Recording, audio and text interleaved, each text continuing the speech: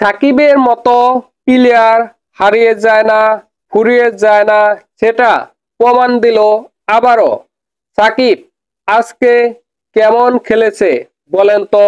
সেটা আপনার আমার বলতে হবে না, সেটা বলবে ক্রিকেট বিশ্ব। আজকে সাকিব অসাধারণ, দুর্দান্ত খেলেছে।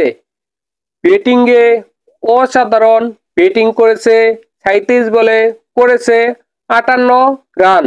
দলের সর্বোচ্চ রান করেছে সাকিব আল হাসান এবং বোলিংয়ে অসাধারণ বোলিং করেছে। 4 ওভার বল করে মাত্র 13 রান খরচ করে 4 উইকেট তুলে নিয়েছে, সাথে একটি মেডেল।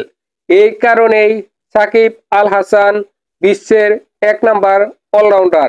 তাকে ভুলে যাওয়া ইম্পসিবল, অসম্ভব। আমি আমাকে বলতে পারি, আমি সাকিবকে বলতে পারবো না, ইম্পসিবল। সাকিবকে বলা যায় না। আমি ক্রিকেট বলতে পারি, আমি সাকিবকে বলতে পারি না। এটাই সাকিব।